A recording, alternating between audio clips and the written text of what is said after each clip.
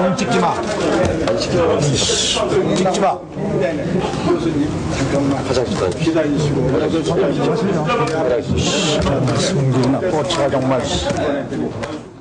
안녕하세요, 정치유감입니다. 좋아요 눌러주시는 거 잊지 마시고 광고 시청 한 개만 부탁드리겠습니다. MB정부 문체부 장관이었던 유인촌의 유일한 히트작 땡땡 찍지마입니다. 14년 전 문체부 장관이었던 이 사람을 또 문체부에 앉힌다고? 지금 대한민국 상황을 보면 14년 퇴보했다, 이렇게 얘기하는 것도 과언이 아닙니다. 그래서 더 아쉬워요. 2021년에 우리나라가 개도국에서 선진국으로서의 지위를 인정받은 유일무이한 나라고, 또 그에 맞춰서 대한민국의 글로벌 소프트파워 최강국으로 인정받는 이 시기에 정말 재수도 없지. 14년 전 문체부 장관이었던 사람을 데려다가 또 거기에 앉힌다는 게 말이나 됩니까? 그 자리를 주는 놈이나 그걸 또 좋다고 덥석 쳐무는 놈이나 둘 다 똑같아요. 물론 이해는 하지만 그렇다고 용인해 줄 수 있느냐, 그건 또 다른 차원의 문제예요. 아니, 윤석열이 원래 정치 이력이 그냥 제로잖아요. 제로. 정치 이력이 없으니까 그냥 자기 주위에 꼬이는 날파리들 데려다 쓰고 있는데, 그게 왜 MB정부 인사인지는 관심도 없고 중요하지도 않아요. 실제로 풍문처럼 MB가 뒤에서 상황 노릇을 하는 건지, 최은순이나 이명박이나 오늘 내일 할 사람들이 좋은 일 하면서 살지, 요즘 정년은 50도 넘기기 힘들다는데 왜 은퇴를 해도 몇십 년 전에 했었을 사람들이 설치고 다닙니까? 대가리가 제대로 박혀 있으면 오늘 내일 하면 쓰러져가는 집안에 줄 대고 싶겠어요?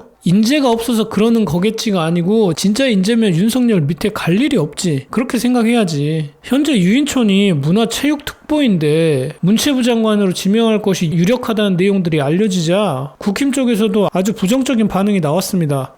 미치겠다, 어떻게 해야 하나, 실화인가, 공식 발표할 때까지 안 믿을 거다, 국민하고 싸우자는 건가 싶다. 저는 이 말을 듣고 가장 먼저 드는 생각은 뭐냐면, 똥줄이 탔긴 탔구나. 뭐 그러면 지금까지는 윤석열이 국민하고 잘 지내고 싶어하는 것처럼 보였나 보네. 왜 이제 와서 국민하고 싸우자는 거로 느꼈을까? 윤석열이 뭐 그렇다고 갑자기 바뀐 것도 아니고, 시간이 가면 갈수록 더하면 더했지. 그리고 막말로 윤석열 무서워서 이름 하나 못 밝히는 주제에 누가 누굴 판단합니까? 국힘은 이재명 상대로는 아가리 파이터인데 윤석열 상대로는 국민의힘이 아니야, 익명의 힘이야. 국회의원이 지들 이름을 못 가요. 그런데 지금 말은 저렇게 하잖아요. 유인촌 임명된다, 그러면 그 순간부터 국힘은 어차피 거수기 됩니다. 그냥 쉴드가 아니고 유인촌 문체부 장관 결사옹위 세상 위인 만들어 줄 거예요. 또 모르겠네. 유인촌이 당시 문체부 장관 잘해서 지금 K컬처의 밑거름이 됐다, 그렇게 또 갖다 붙일지도. 그 정도 것들이라야 내가 맘 놓고 욕을 할 수 있어. 그런데 한 가지 궁금한 거는, 어르신들 욕하는 거 겁나 싫어하잖아요. 근데 유인촌이 처음 보신 영상에서 그게 국정감사였거든. 대정부 질문도 아니야. 피감 기관으로 나온 거야. 이렇게 표현해서 좀 미안하긴 한데 형사재판으로 따지면 피의자로 나온 거라고. 그런데 삿대질에 쌍욕 막 해댔는데 윤석열 지지하는 어르신들, 윤통께서 어련히 알아서 하실까, 이렇게 생각할까 좀 궁금하긴 합니다. 국방부 장관은 신원식, 여가부 장관은 김행이라고 하는데, 이게 진짜 저뿐만은 아니겠지만 국힘에 면면이 화려한 사람들이 많거든요. 근데 그 중에서 제가 제일 비호감으로 생각하는 사람, 딱 그 두 사람을 픽했어. 나랑 윤석열은 완전 상극이라는 얘기지. 이종섭은 탄핵 얘기 나오자마자 지금 튀었는데, 튀었다는 얘기는 죄 지은 게 있다는 겁니다. 당연한 거 아니에요? 지금까지 확실히 나온 것만 보면 어쨌든 외압의 당사자가 이종섭이잖아요. 탄핵에 묶여서 조사받는 그림을 좀 보기를 원했는데 참 아쉽게 됐습니다. 그런데 여러분, 윤석열이 구린짓 많이 하고 그게 어영부영 넘어간다고 해도 너무 절망하지는 마세요. 정권 바뀌면 다 재수사합니다. 사안마다 차이는 있겠지만 최상병 사망 사건이라든가 박정훈 대령 수사 외압이라든가 이런 거는 100% 재수사합니다. 그건 확실해요. 그래서 어제 윤석열이 우크라이나에 23억 달러, 하나로 정확히 3조 751억이고 지원 약정을 했다는 내용을 전해드렸는데, 제가 어제 영상에서 자세히 설명 안 드린 부분이 있어요. 저 중에 3억 달러는 무상 지원이에요. 그냥 생으로 주는 거. 20억 달러는 초저리이긴 하나 저는 MB의 자원외교 느낌이 물씬 난다고 오래전에 영상 만든 것도 있습니다. 그냥 감이 아니라 제가 그 영상에서 증거로 된 것이 바로 연이어 나온 세제 개편안 때문이에요. 그게 한마디로 외국에 자회사 만들어 망하면 나라 돈으로 보상해준다, 이게 핵심이고, 망한다? 이 얘기를 딱 듣자마자 이명박이 기름 하나도 안 나오는 하베스트 유전 5조 가까이에 샀거든. 다 파산하고 투자한 돈 거의 회수도 못했거든요. 그 생각이 딱 들더라고요. 어쨌든 저 무상으로 지원하는 3억 달러 얘기 좀 해드릴 텐데, 이것도 기가 막히고 또 제가 이상한 의심이 들어요. 우선 이 3억 달러, 우리 돈 4천억. 녹색 기후 기금으로 공여를 한 건데 G20 정상회의 참석해서 녹색 사다리 역할, 그러니까 기후 변화에 취약한 국가들을 위해서 내가 나서겠다라고 하면서 나는 기후 위기에도 문제의식 가지고 있는 깨어있는 대통령, 이 코스프레를 하고 왔는데 한마디로 재생에너지, 친환경 뭐 그런 거죠. 그래서 어제 제가 그렇게 윤석열을 욕했던 이유도 외국 나가서 하는 소리하고 들어와서 하는 짓거리가 정반대다, 그 얘기를 한 거잖아요. 이것도 G20 가서는 친환경 위해서 4천억 쓰겠다 하고 왔는데 또 우리나라에서는 재생에너지 지원사업 예산을 절반가량 날렸어요. 일부러 이러는 걸까요? 저 열받으라고? 너무 앞뒤가 안 맞잖아. 이틀 전에 이런 기사가 나왔어요. 재생에너지 정책 역주행. 밖에서 재생에너지 챙긴다고 4천억 폼 잡고 쓰고 왔죠. 올해 재생에너지 지원사업 예산이 1조 490억인데 내년 예산이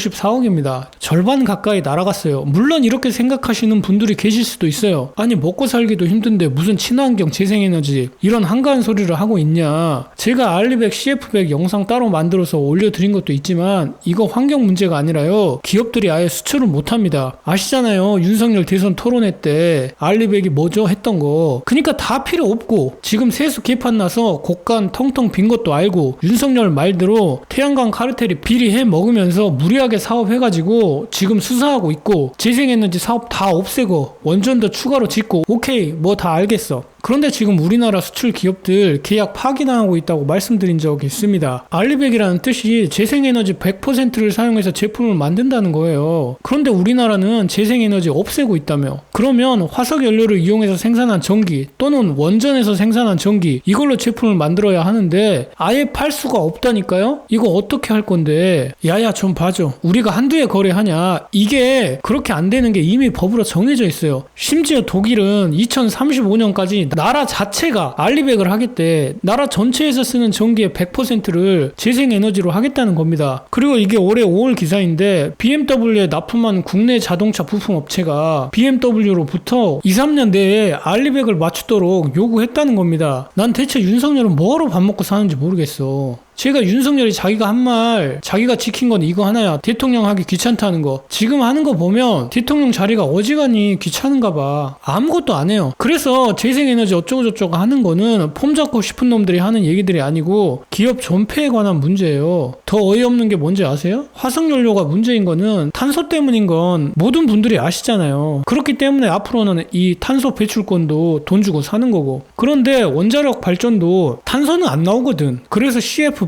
카본 프리 100이라고 하는 건데 세계 표준을 RE100에서 CF100으로 바꿔야 된다는 이딴 개소리들이나 하고 앉아있어. 아니 되든 안 되든 그런 거를 떠나서 너무 창피해서 얼굴이 화끈거려요. 전 세계가 이미 다 하고 있고 이미 로드맵이 쫙 짜여져 있는 국제 표준을 아무도 이해 안 되는 재생에너지 다 없애고 원전 지으면서 원전을 표준으로 내가 전 세계를 바꿔놓겠다 하면 여러분 이게 안 웃겨요? 이런 대통령 뽑아놓은 사람들 부끄러운 줄 아세요? 아 그리고 한 가지 더. 눈 떠보니 후진국이라는 말들을 요즘에 많이 하시잖아요. MBC가 환경운동가인 엘고어 전 미국 부통령을 만났는데 엘고어가 이런 얘기를 했어요. 전 세계 주요국 50개국 나라 중에 96%의 나라는 친환경으로 한 에너지 생산 방식이 더 저렴하다는 거야. 우리나라가 친환경 에너지 생산 단가가 더 높은 4%의 나라에 포함이 된다는 거예요. 우리나라 보고 정말 희귀한 나라라고 했는데 속뜻은 굉장히 후진국이라는 얘기죠. 재생에너지 발전 비중이 OECD 나라 중에 압도적 꼴찌인 거는 당연한 거고 우리나라 생산 에너지 중에 재생에너지 비율이 8%랍니다. 기사 제목에도 나오잖아요. 무슨 수로 8%를 100%를 만드냐. 윤석열 정부에서는 포기해야지. 그런데 비단 우리나라가 지금 후진국으로 가고 있는 게 이 친환경 에너지 분야뿐만 아닙니다. 전방위적으로 진짜 후진국으로 가고 있어요. 대놓고 나라를 거덜내려고 작정을 했는지 윤석열이 기시다 만나고 바이든 만나면 가슴이 철렁철렁합니다. 후쿠시마 오염수도 우리나라가 국제적으로 총알바지 해가면서 막아주고 있잖아. 그런데 일본은 영토 분쟁 일으키고 자기네 땅이라고 우기는데 들어가는 예산이 있나봐요. 그거를 더 늘렸어. 일본이 늘렸으면 윤석열은 반대로 했다고 보면 돼요. 윤석열은 반대로 줄였지. 독도 주권 수호 예산이라는 게 있나봐요. 저도 이번에 처음 알았어요. 이거 이번에 25% 삭감했습니다. 또 일본의 역사 왜곡 대응 연구 예산 이것도 73.6% 삭감 삭감했습니다. 73.6% 삭감했다는 뜻은 일본이 역사 왜곡해도 그냥 입 쳐닫고 있어라 그 말이지 뭐야. 이러니까 친일 매국노 새끼라고 하는 거예요. 괜히 욕하겠어? 윤석열, 기시다, 바이든 셋이 합쳐서 지지율이 100이 안 된다니까요? 그런 애들 셋이 모여가지고 어떻게 국민들 속여먹으려고 하는데 그걸 다 윤석열이 받아주고 있어. 기시다는 일본 수산물 수출 비중 40%가 넘는 나라가 중국, 홍콩인데 이거 나가리 됐으니 어디에다 팔아야 되는데 윤석열한테 또 간보고 있고, 바이든은 반도체 배터리 미국 내 공장 지으라고 했는데 반대로 윤석열을 R&D 예산 삭감하고 있고, 일본, 미국 살리고 반대로 한국 죽이고, 그렇게 톱니바퀴가 맞물려 돌아간다는 의심을 안 할 수가 없어요. 어쨌든 윤석열이 외국 나가서 돈 펑펑 쓰고 온 거에 대해서 추가적인 설명을 좀 드렸고, 국힘 얘기로 되돌아가서 국힘도 윤석열에게 무조건 충성하는 스탠스를 계속 이어갈 수는 없을 겁니다. 선거에서 좀 해볼만 하다 싶은 최소한의 대통령 지지율이 45%예요. 그런데 윤석열 지금 35%입니다. 정부 여당 모두 선거 이기는 게 당연히 서로에게 좋은 거라서 거기에 총력을 기울일 수밖에 없는데, 윤석열은 전혀 그런 타입이 아니고 지가 옳다고 생각하는 게 있고 그것만 고집할 것이기 때문에 국힘도 아마 지금 죽을 맛일 겁니다. 그냥 이참에 다 죽어. 오늘 내용은 여기까지고요. 저는 정치유감이었습니다.